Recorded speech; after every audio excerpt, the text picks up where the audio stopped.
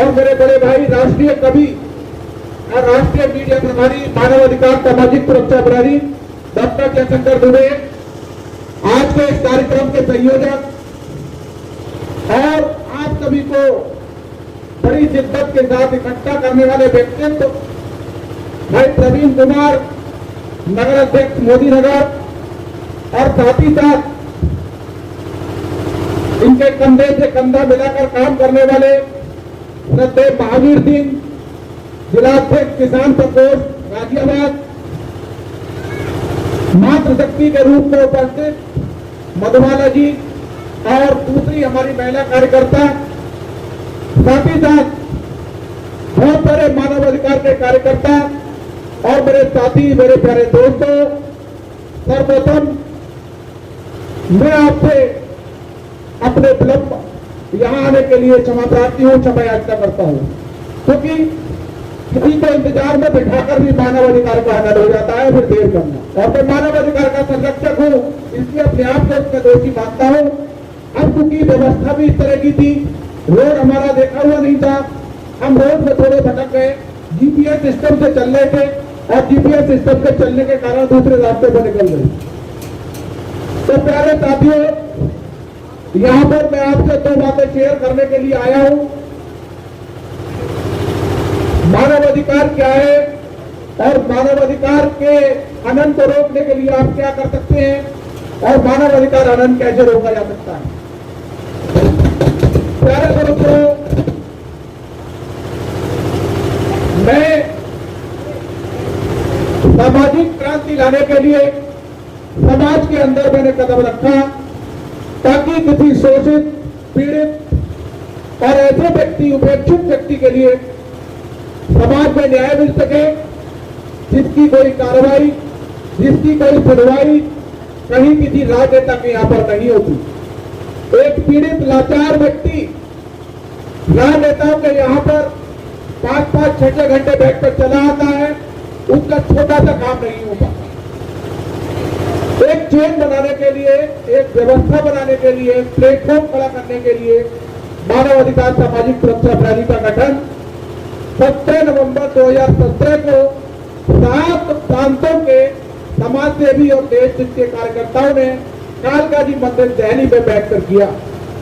उन्होंने वहां पर प्रण लिया कि हम समाज से वंचित लोग, समाज के उपेक्षित लोग, समाज के उन पीड़ित लोगों के लिए काम करेंगे जिनकी आवाज को न अधिकारी सुनते हैं, न ही नेता सुनते हैं। प्यारे दोस्तों, देश के अंदर कुछ कानून ऐसे भी हैं जो व्यवहारिक नहीं है, उन कानूनों का भी हम विरोध करते हैं।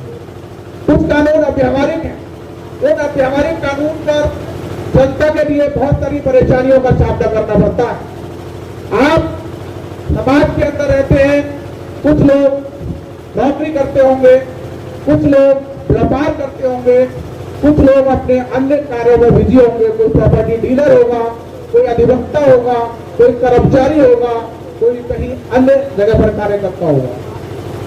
हमारा उद्देश्य समाज के अंदर मजदूर, किसान, व्यापार, कर्मचारी, अधिकारी सभी के लिए मानव अधिकार संरक्षण करना है, मानव अधिकार संरक्षण को प्रदान करना है।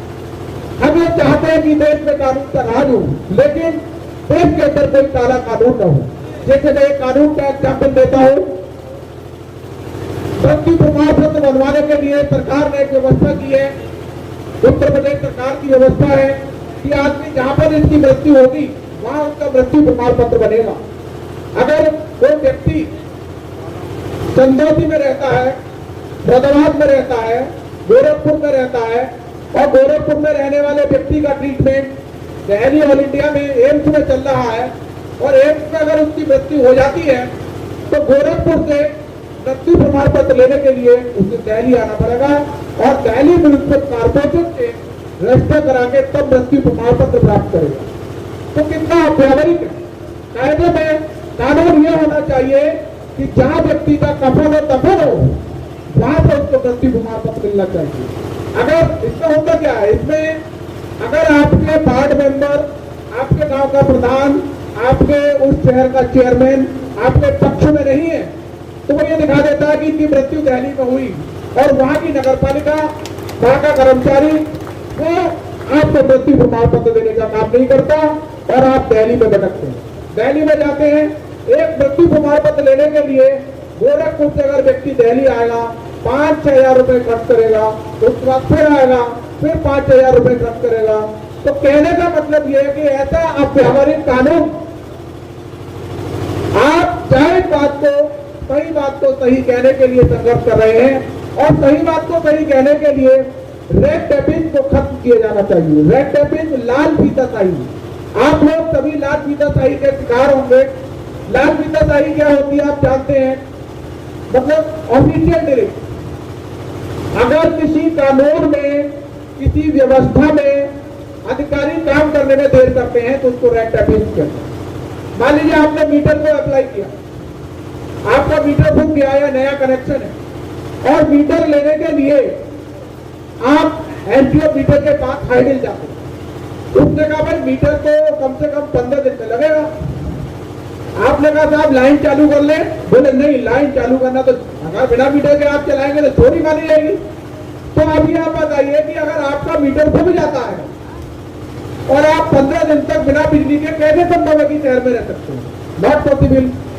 अब कारण ये है कि एक व्यक्ति जिसका मीटर 15 दिन में लगेगा, डायरेक्ट लाइन भी चालू नहीं कर सकता है, तो 15 दिन तक क्या वो बिना बिजली के, बिना पंखे के घर में रह सकता है?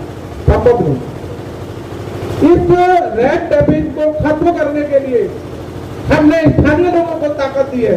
स्थानीय लोगों को एक संगठन के माध्यम से एक पावर दी है। उस पावर को डेलीगेट करने के बाद वो इस मंच के माध्यम से आपके साथ काम करेंगे। प्रवीण कुमार जी और महावीर सिंह जी, दो हमारे कार्यकर्ता प्रमुख रूप से यहाँ पर आप सब लोगों की सेवा में लगेंगे। अगर किसी का कोई भी कार्य है, वृद्धा पेंशन है, विधवा पेंशन है, हमारे समाज से संबंधित या समाज कल्याण से संबंधित या पुलिस से संबंधित कोई भी कार्य है, मानव अधिकार के हनन के ज्यादातर आरोप पुलिस अधिकारी पे लगते हैं। लेकिन पुलिस अधिकारी जब मानव अधिकार संरक्षण का कार्य करते हैं तो हमारा उनसे चोरी दामन का साथ रहता है, और अगर वो मानव अधिकार हनन करते हैं तो हमारा उनसे 36 का आंकड़ा रहता है। हम खुला चैलेंज देते हैं, अगर कोई भी पुलिस अधिकारी कहीं पर रिश्वत मांगता है, कहीं भ्रष्टाचार करता है, तो आप तो उसका विरोध करिए, कभी उसका साथ मत दीजिए। आपका संगठन आपके साथ होगा, आपका संगठन आपके लिए कार्य करेगा। अगर आप जनता के लिए, गरीब व्यक्ति के लिए, शोषित व्यक्ति के लिए कार्य करेंगे तो निश्चित रूप से वो शोषित व्यक्ति, वो गरीब व्यक्ति आपके साथ जुड़ेगा। हो सकता है उसके पास धन न हो तो आपको धन दे, हो सकता है उसके पास समय ना हो तो समय दे, लेकिन आपके संगठन का नाम उसके दिल में जरूर होगा। आप अगर वहां से निकलेंगे तो आपको नमस्ते जरूर करेगा। वो कहेगा कि भाई ये मानव अधिकार सामाजिक सुरक्षा प्रहरी के कार्यकर्ता हैं, जिन्होंने मेरा आधार कार्ड बनवाया, जिन्होंने मेरी पेंशन बनवाई, जिन्होंने मेरा और आईडी का काम करवाया, जिन्होंने पुलिस से मेरी कई बात की एफआईआर लिखवाई, जिन्होंने पुलिस प्रशासन की बर्बरता को रोका। अगर आप सही व्यक्ति के काम के लिए समाज में खड़े होते हैं और समाज में कार्य करते हैं तो वो व्यक्ति आपसे जुड़ाव जरूर महसूस करेगा। गमों की आंच पर आंसू उबाल कर देखो, बनेंगे रंग किसी पर डाल कर देखो, तुम्हारे दिल की चुभन जरूर कम होगी, किसी के पांव का कांटा निकाल कर देखो। प्यारे दोस्तों, मेरे बीच में भाई अतुल कुमार कभी महोदय, मैं निवेदन करूंगा कि मंच की तरफ आ जाएं, और मंडल अध्यक्ष प्रोफेसर नरेंद्र सिंह जी आ चुके हैं। मंडल अध्यक्ष मुरादाबाद, जो उत्तराखंड में गवर्नमेंट डिग्री कॉलेज में प्रिंसिपल है, उनसे मैं निवेदन करूंगा कि वो भी मंच की तरफ आ जाएं। रास्ता के भटकाव में थोड़ा सा इधर उधर हो गए थे हम लोग। मैं निवेदन करूंगा कि सीधा मंच की तरफ आए और उनके सम्मान के लिए भाई प्रवीण कुमार जी,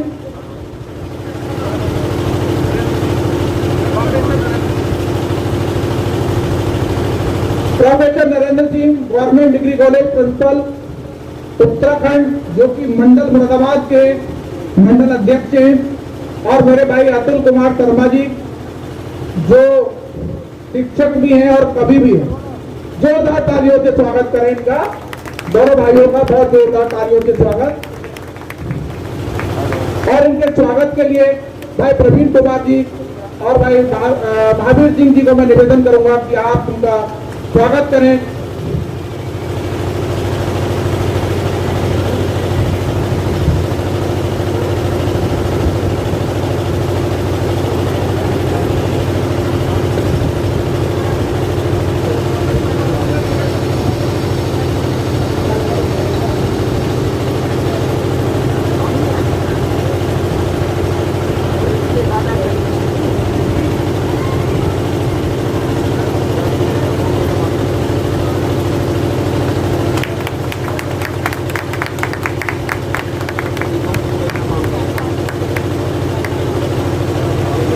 सरदारी के सम्मान के लिए अभी मैं प्रवीण भाई से निवेदन करूंगा कि अतुल कुमार शर्मा जो तहसील महामंत्री संभल हैं और शिक्षक हैं और हमारे एक कवि भी हैं, अतुल कुमार शर्मा जी, जोरदार तालियों से स्वागत।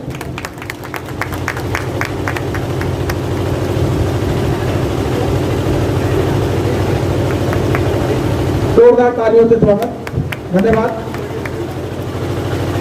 मैं अपनी बात को आगे बढ़ाता हूं।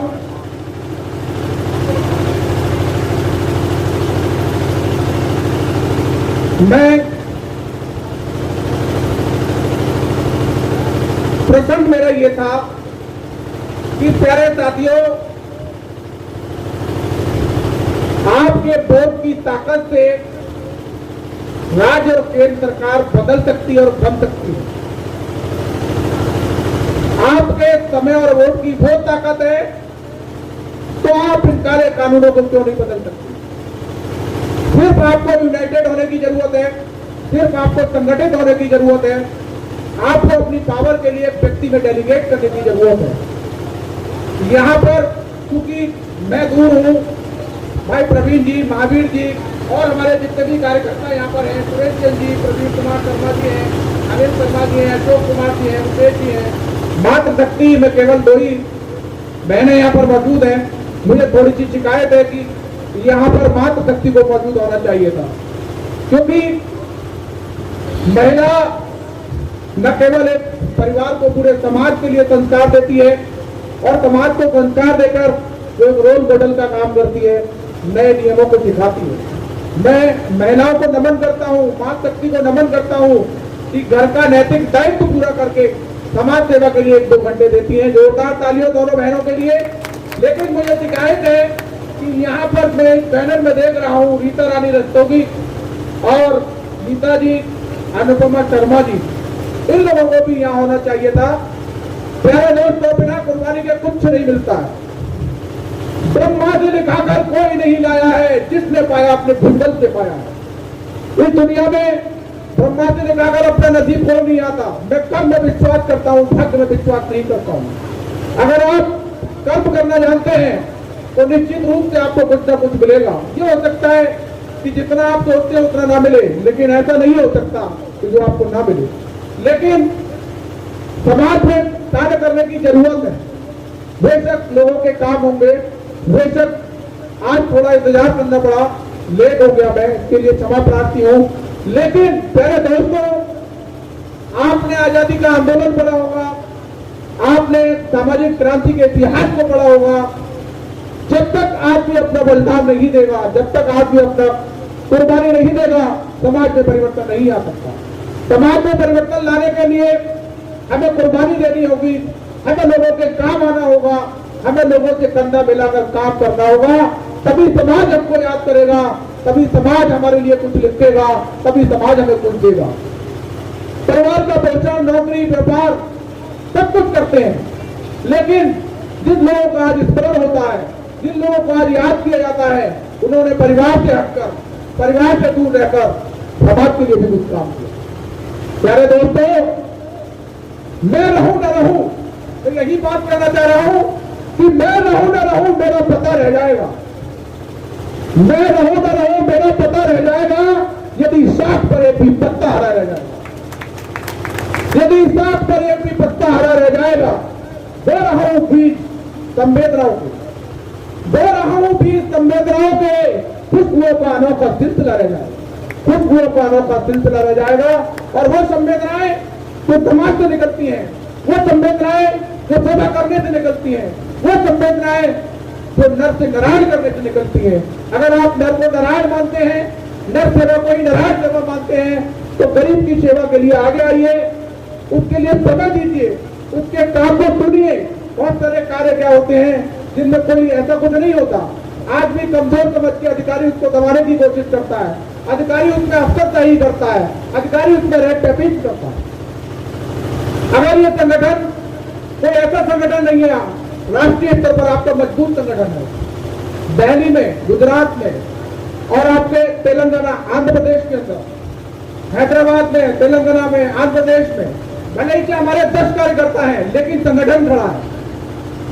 आपका संगठन राजस्थान में 35 जनपद राजस्थान के अंदर है, 20 जनपद में खड़ा है, उत्तर प्रदेश में 75 जनपद है, आज लगभग 60 जनपद में संगठन खड़ा है।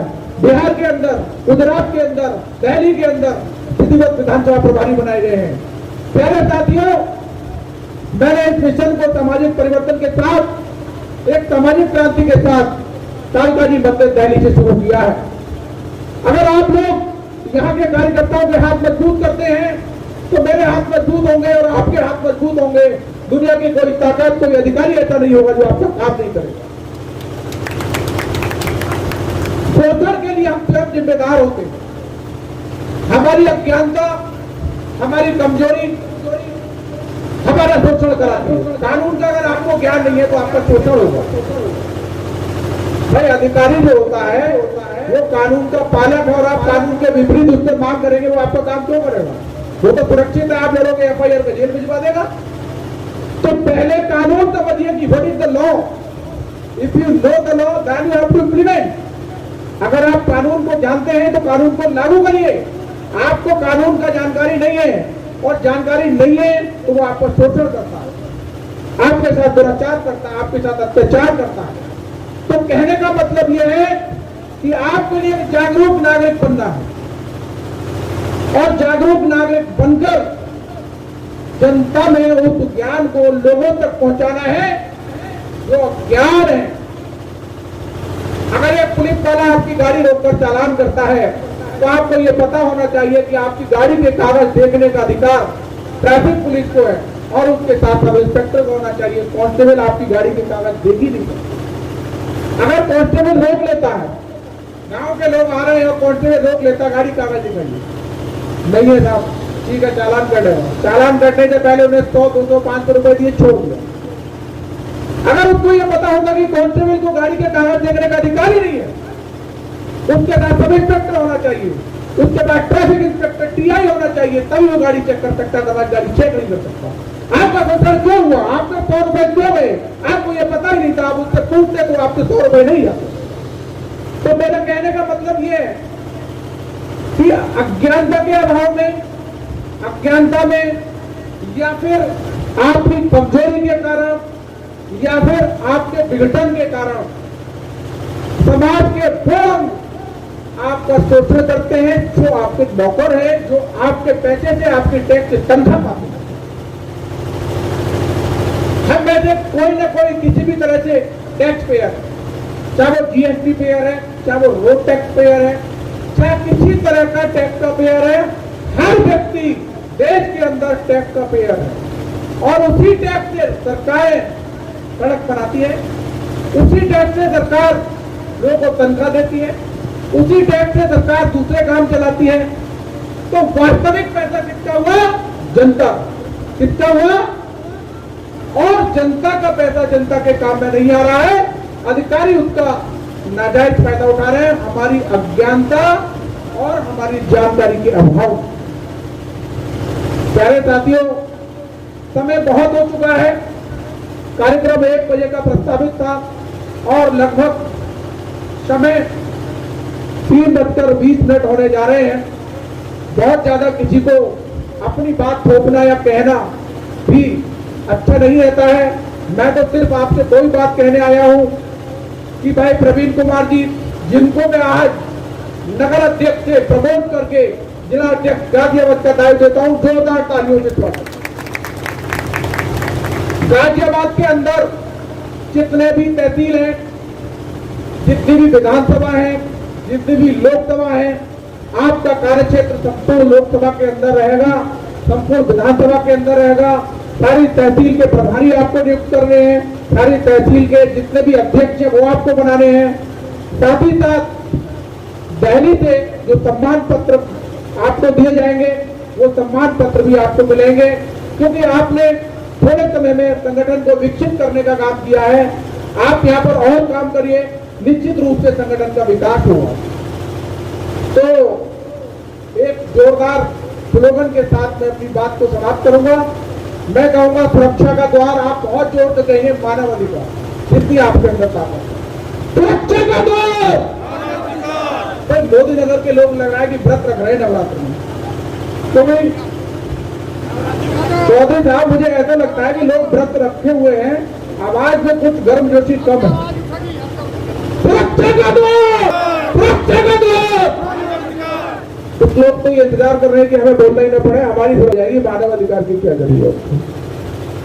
लेकिन ये वो अधिकार है मेरे दोस्तों जो हर किसी को मिलता है। मैं इस बात को कहना चाहता हूं, वास्तव में संगठन बहुत होंगे और संगठन ये भी है, लेकिन डिफरेंस बिटवीन द टू संगठन इज दैट ये जुडिशियल ऑर्गेनाइजेशन है, वो नॉन जुडिशियल ऑर्गेनाइजेशन है। आपको मैं समझता हूं इस भारत वर्ष के अंदर 10,000 संगठन होंगे। अगर आप नेट पर देखेंगे तो 10,000 संगठन होंगे, लेकिन समाज के हित में प्रॉपर चैनल पर काम करने वाले गिने चुने संगठन होंगे जो प्रॉपर चैनल काम कर रहे हैं। तो मेरा कहने का मतलब यह है कि मैं भी आवाज दे रहा हूं बड़े नाच के साथ, सब मिला दो मेरी आवाज के साथ एक साथ जोर से, जय हिंद, जय भारत, जय भारत।